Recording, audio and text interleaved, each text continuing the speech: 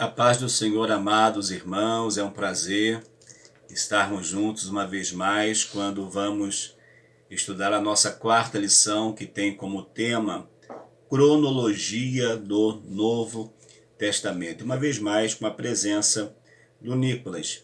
Esta lição de hoje, ela vai tratar de um assunto que, na verdade, a gente não se apega muito a isso, que é a questão das datas dos livros da Bíblia, mas com certeza é muito importante nós termos uma ideia, nem que seja sintética ou panorâmica, daquilo que a palavra de Deus nos ensina.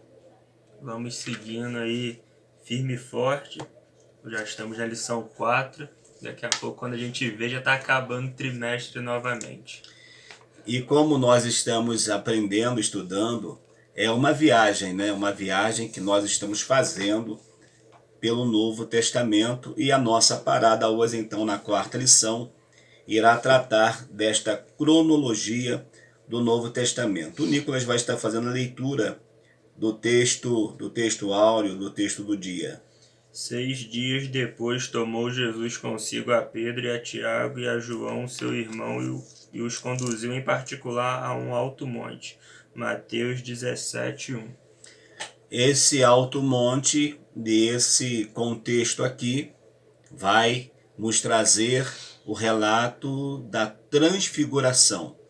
Quando Jesus vai se transfigurar, vai assumir a sua forma poderosa ali diante dos seus discípulos, e vai aparecer também na conversa Moisés e Elias. A nossa leitura bíblica em classe está registrada em Mateus capítulo 4, do versos 12 a 22, e depois Marcos capítulo 1, versos 29 a 34. Vamos começar fazendo essa leitura. Eu vou ler um versículo e o Nicolas vai estar lendo outro versículo. Jesus, porém, ouvindo que João estava preso, voltou para Galiléia. E deixando Nazaré, foi habitar em Cafarnaum, cidade marítima nos confins de Zebulão e Naftali, para que se cumprisse o que foi dito pelo profeta Isaías, que diz: a terra de Zebulão e a terra de Naftali, junto ao caminho do mar, além do Jordão, a Galiléia das nações. O povo que estava sentado em trevas viu uma grande luz, e aos que estavam sentados na região e sombra da morte, a luz raiou. Desde então começou Jesus a pregar e a dizer: arrependei-vos, porque é chegado o reino dos céus. E Jesus, andando junto ao mar da Galiléia, viu dois irmãos, Simão chamado Pedro e André, os quais lançavam as redes ao mar, porque eram pescadores. E disse-lhes: vinde após mim, e eu vos farei pescadores de homens. E então eles, deixando logo as redes, seguiram-no. E adiantando-se dali, viu outros dois irmãos, Tiago, filho de Zebedeu, e João, seu irmão, num barco com Zebedeu, seu pai, consertando as redes, e os chamou. Eles, deixando imediatamente o barco e seu pai, seguiram-no. E logo, saindo da sinagoga, foram à casa de Simão e de André com Tiago e João. E a sogra de Simão estava deitada com febre, e logo lhe falaram dela. Então, chegando-se a ela, tomou-a pela mão e levantou-a, e a febre deixou, e servia-os. E tendo chegado a tarde, quando já estava se pondo o sol, trouxeram-lhe todos os que se achavam enfermos e os endemoniados. E toda a cidade se ajuntou à porta. E curou muitos que se achavam enfermos de diversas enfermidades, e expulsou muitos demônios, porém não deixava falar os demônios, porque o conheciam. Nós vamos ver então aqui, quando fala, depois de alguns dias, nós vamos, e logo partiu dali, foi para tal lugar, é para nos dar uma ideia de uma situação que pode marcar um tempo determinado dos fatos que vamos estar estudando. A lição ela tem 3 objetivos, que são: conhecer a história da compilação dos livros do Novo Testamento, saber que os primeiros cristãos só tinham acesso ao Antigo Testamento e compreender que os livros não estão dispostos em ordem cronológica, ok? Nós vamos entrar então no primeiro ponto da nossa lição, que vai falar os primeiros cristãos e as sagradas escrituras. Nos anos iniciais da era cristã, os crentes tinham como palavra de Deus, chamado também de Escrituras, apenas os livros do Antigo Testamento, já que os livros do Novo Testamento, evidentemente, ainda não haviam sido escritos, evidenciando a conexão e legitimidade de ambos. Comumente vemos em trechos do Novo Testamento histórias presentes no Antigo Testamento. Dentre os muitos exemplos está o profeta Jonas e a rainha de Sabá, que foram mencionados pelo próprio Jesus. Em Mateus 23:35, Jesus também citou as mortes de Abel e Zacarias, além de muitos outros momentos em que o mestre explicou ou fez menção à lei de Deus. Nós vimos então aqui,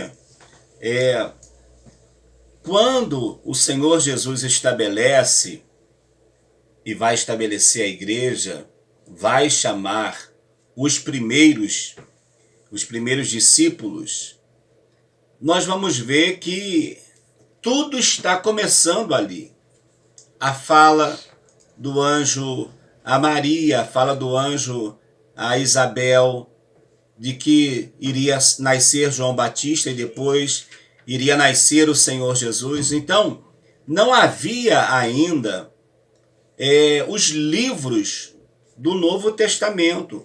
Os livros do Novo Testamento, como nós temos hoje, vai ser formado, vai, na verdade, serão concluídos nesses 100 anos, nos seus primeiros 100 anos, para que depois pudessem ser trabalhados a sua canonicidade, para que pudesse estar fazendo parte da Bíblia que nós temos hoje.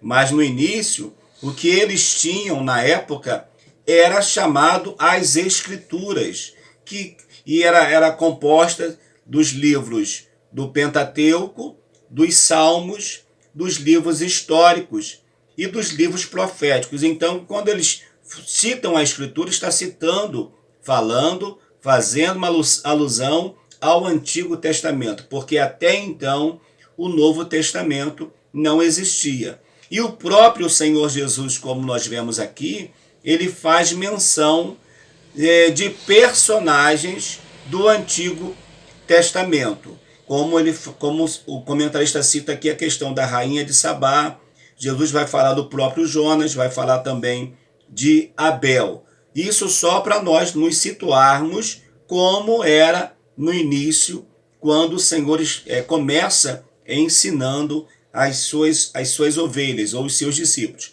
Nós vamos ver isso também de forma muito assim forte quando o Senhor Jesus ele é conduzido pelo Espírito Santo ao deserto para ser tentado. E lá ele vai usar a seguinte expressão: está escrito. Está escrito aonde?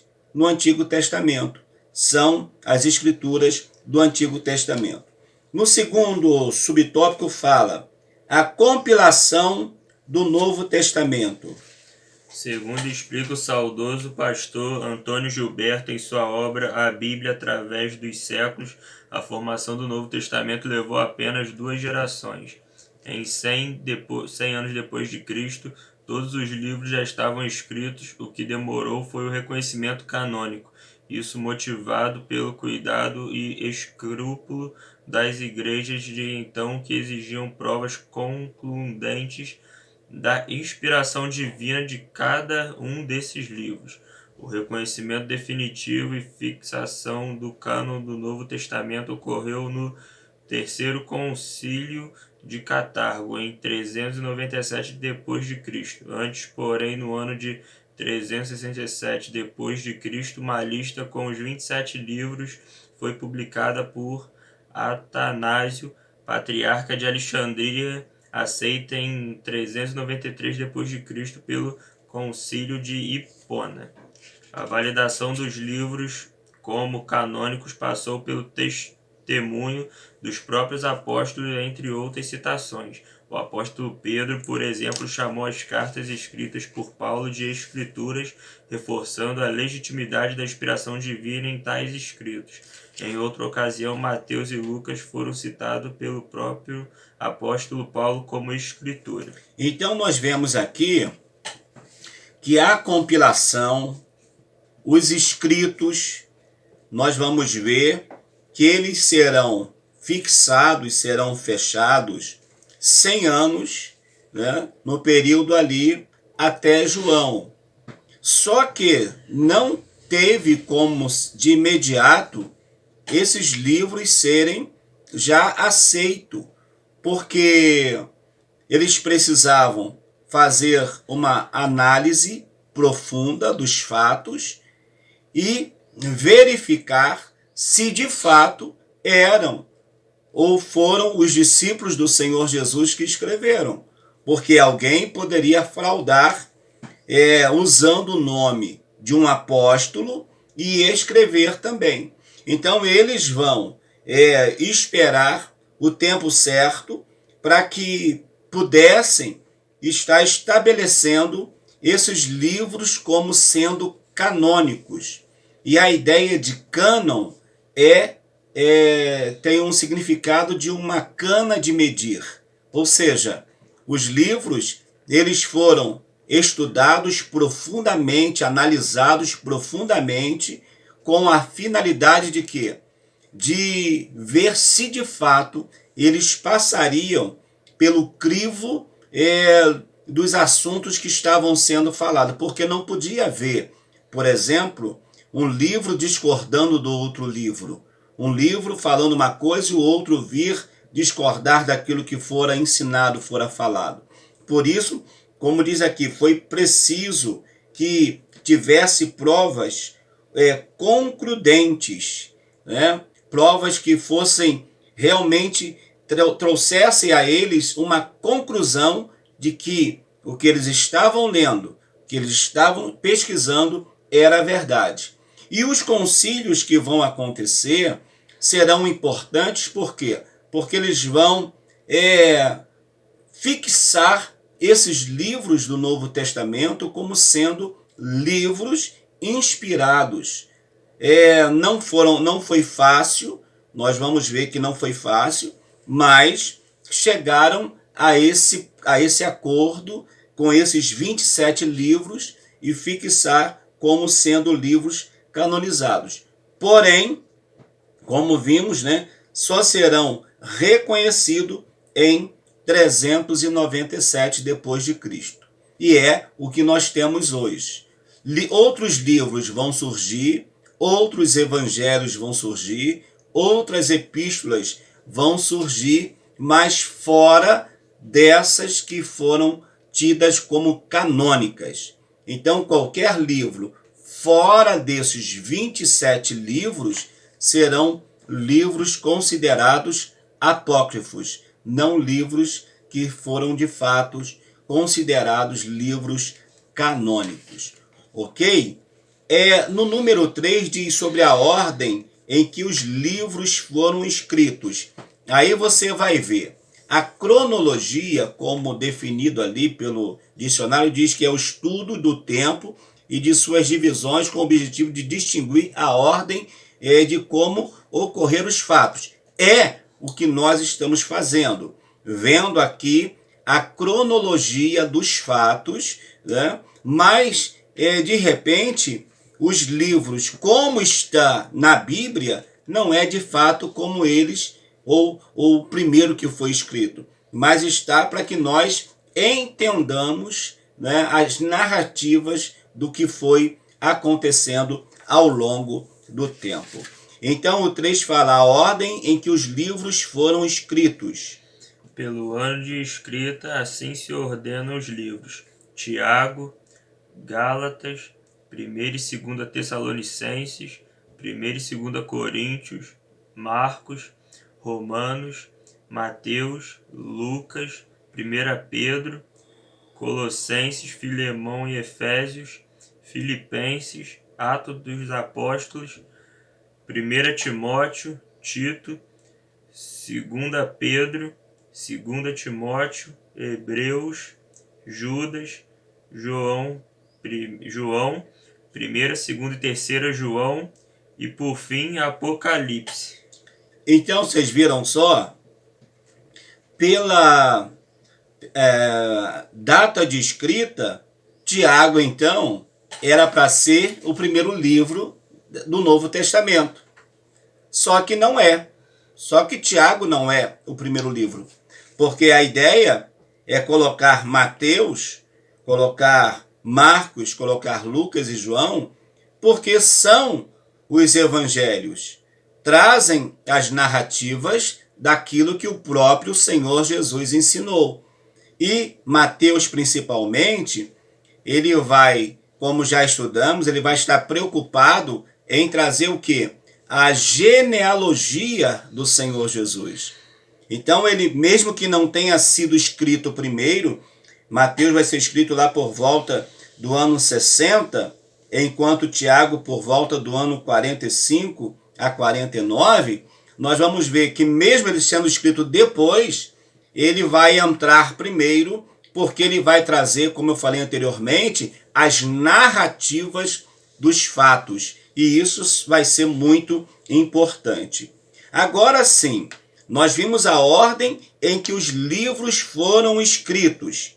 Esse texto que nós traremos agora, ele é um texto bem grande, é um texto bem extenso, mas vale a pena nós falarmos todo esse texto, porque aqui está a narrativa de como tudo aconteceu. Eu vou dar uma folguinha para o Nicolas e vou ler essa primeira parte, e o Nicolas então vai ler a segunda parte a partir do número 1. Então diz assim: a cronologia dos fatos. Como podemos constatar, assim como no Antigo Testamento, os livros do Novo Testamento foram organizados com o propósito de quê? De facilitar o entendimento e não arrumados pela ordem cronológica. Lembrando que a ordem cronológica deveria ser 1, 2, 3, 4, 5, 6.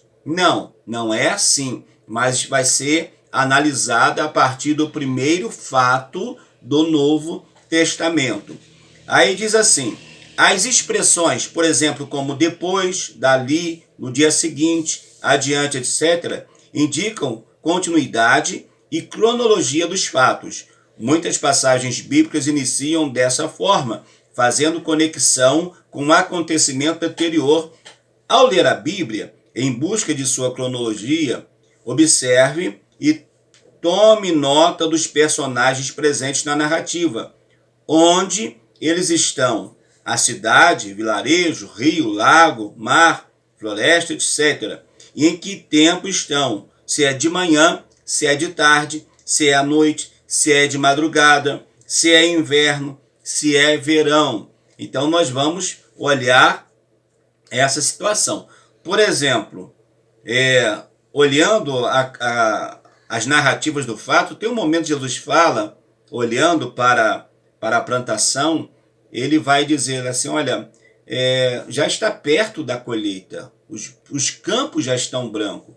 Então nós vamos fazer uma busca e vamos analisar quando é que os campos já estavam prontos para a colheita. Aí nós vamos ter uma ideia do mais ou menos do mês que Jesus está falando. Quando olhamos também para as festas que Jesus participou, né, festa das cabanas, enfim, festa da Páscoa, que não foi só uma que Jesus participou, então nós vamos ver esses acontecimentos, vai nos dar uma ideia dos fatos que estão seguindo a narrativa do Senhor Jesus. Jesus passa na casa de Lázaro. Será que foi só uma vez que Jesus foi lá? Não. Há uma ideia que Jesus sempre, quando ia a Jerusalém, Jesus passava por ali pela casa de Lázaro. E ali ele fazia as suas refeições com as suas irmãs, com Maria e com Marta. Então a gente vai ver isso aí. Esses fatos são muito importantes para nós entendermos as localizações, a questão se foi dia, se foi noite. Jesus opera um milagre, de repente ele vai à noite para o monte, vai orar, de madrugada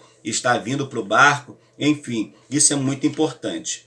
Então agora, a partir desse nosso próximo parágrafo, que Nicolas vai estar lendo, nós vamos ver uma narrativa do número 1 ao número 20 de fatos que vão atestar, sabe, os acontecimentos na vida do nosso Senhor e Salvador Jesus Cristo.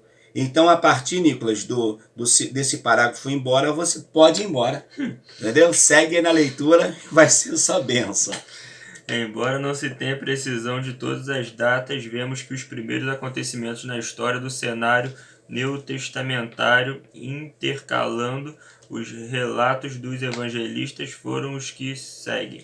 Só que uma dica que eu dou para você, eu sei que você já tem isso aí na sua mente, sempre quando você olhar a Bíblia, quando você lê a Bíblia, tanto no Antigo quanto no Novo Testamento, não existe nenhum pregador, nenhum pastor, nenhum estudioso que pode bater o martelo e falar que aconteceu no ano tal.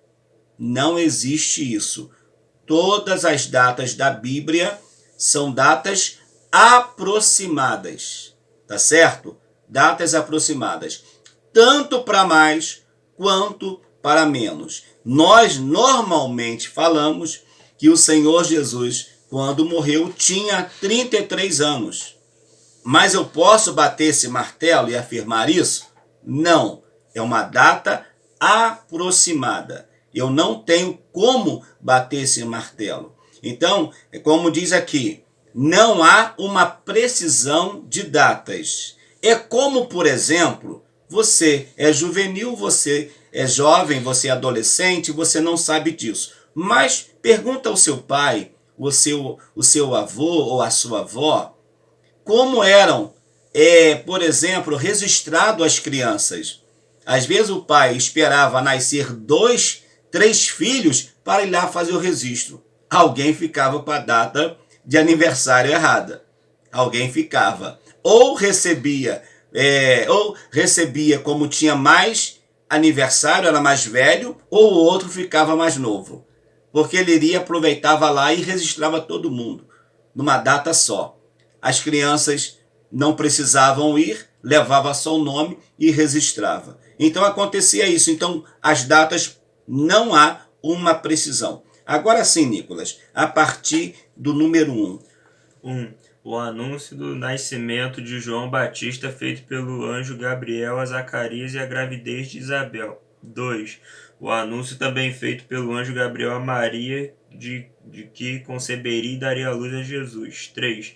O sonho de José com o anjo do Senhor que lhe disse para receber Maria como sua esposa. 4. A visita de Maria a Isabel em sua estada na casa de sua prima, por quase 3 meses. 5. O nascimento de João Batista. 6. O nascimento de Jesus. 7. A visita dos pastores a José, Maria e Jesus. 8. A circuncisão e apresentação de Jesus. 9. A visita dos magos do Oriente. 10. A fuga da família para o Egito e a matança dos inocentes a mando de Herodes. 11. A volta da família do Egito. 12. Jesus aos 12 anos entre os doutores em Jerusalém. 13. João prega no deserto e batiza no Jordão. 14. O batismo de Jesus no Jordão e a tentação no deserto. Só para o Nicolas dar uma respiradinha, né? Então nós vimos aqui, por isso que já falamos anteriormente, a importância de quem? Dos evangelhos. Porque Mateus, Marcos e Lucas principalmente vai narrar esses primeiros acontecimentos na vida do Senhor Jesus. Principalmente Mateus e Lucas vai trazer os anúncios do nascimento tanto de João quanto do nosso Senhor e Salvador Jesus Cristo. Marcos, ele já vai trabalhar direto, vai entrar mais diretamente, não vai se prender muito a esses mínimos detalhes. E João já vai trazer ideias dos primeiros milagres que o Senhor Jesus começou. Tanto que o milagre das bodas de Caná da Galileia serão muito importantes no que podemos dizer assim, no início do ministério do Senhor Jesus. Então são pontos que nós paramos aqui no 14, vamos para o 15 agora, que vai trazer essa narrativa muito importante acerca daquilo que o Novo Testamento traz para nós. Por isso que podem até tentar dizer que o Novo Testamento é uma fraude, que a Bíblia é uma fraude, que Jesus não existiu, mas os fatos comprovam que verdadeiramente o nosso Senhor Jesus, ele veio a este mundo para salvar nós, os pecadores. A partir do 15, meu filho. Jesus chama os primeiros apóstolos, os irmãos André e Pedro, os irmãos Tiago e João e Filipe. 16. A transformação da água em vinho nas bodas em Caná da Galileia. 17. A cura de um endemoniado em Cafarnaum. 18. A cura da sogra de Pedro. 19. A cura do paralítico em Cafarnaum. 20. A vocação de Levi. Pode ir. Aí, nós vimos então aqui, aí você vai olhar, poxa vida, então nós falamos a história de todos os evangelhos? Não. Aqui, queridos, não está tudo que Jesus realizou. Aqui estão, a partir desse 15, os chamados dos discípulos e alguns dos milagres que Jesus fez. Mas não estão listados todos eles, tá certo? Para que senão você vai, pastor, então ficou faltando. Sim, aqui é uma ideia. E ele diz aqui, a partir desta pequena amostra, aqui foi uma pequena amostra, considerando a possibilidade de alternativas de outros arranjos cronológicos, esperamos que você, agora chegou a tua vez, que você se sinta ainda mais motivado a fazer o quê? Estudar e compreender este sagrado e valioso livro que é o quê? A Bíblia. Então aqui, do 1 ao 20, é uma pequena amostra do que o Novo Testamento tem para trazer para mim e para trazer para você, acerca desses fatos maravilhosos. Então a ideia desta lição, quando se trata da cronologia do Novo Testamento, é trazer esse pensamento de que quando os acontecimentos e quando os livros foram escritos. Mas nós veremos que eles estão na ordem que acharam que era importante que estivesse, narrando os primeiros acontecimentos da vida do nosso Senhor Jesus Cristo. O Nicolas vai fazer aqui a conclusão e já te esperamos na próxima viagem, que eu vou dizer o nome desse novo porto que nós estaremos parando na próxima viagem. Como temos frisado ao longo de nosso estudo, a sabedoria do alto atrai tesouros aqui e no porvir. Esteja certo de que o conhecimento e a prática da palavra de Deus o abrirão portas que nenhuma outra ciência ou bem material será capaz de proporcionar.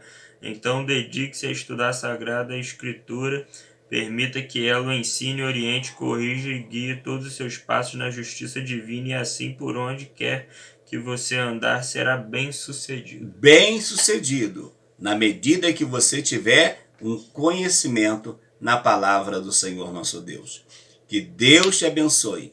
E como eu disse, antes do final aqui da conclusão, que nós já temos um porto para nossa quinta parada, que é entendendo os evangelhos. Nós vamos parar lá nesta quinta lição e o nome desta parada é Entendendo os Evangelhos. E eu acredito que vai ser uma lição maravilhosa, tá bom? Lhe convido a vir comigo e com o Nicolas nessas lições que têm sido importantíssimas para o nosso crescimento espiritual.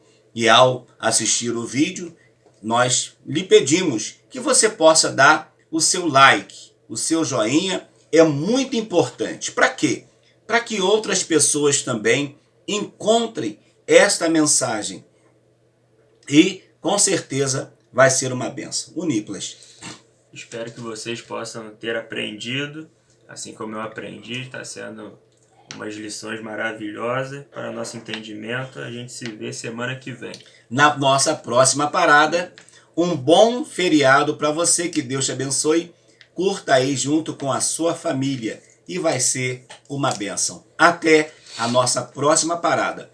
E se você ainda também não é inscrito no nosso canal, é muito fácil. Faça a sua inscrição e não esqueça de acionar o sininho das notificações para que você receba todos os nossos vídeos. Já está no nosso canal a lição dos adultos, dos jovens e inclusive a lição dos adultos de semana que vem. Você que é juvenil, jovem, já está pensando daqui a pouco, não agora, mas já está pensando em casar mais à frente, já está lá a lição falando sobre casamento é para sempre. E foi uma lição muito boa gravada lá na nossa igreja. Então, se você desejar assistir, vai ser uma bênção também. Deus te abençoe e até o nosso próximo vídeo, em nome de Jesus. Amém.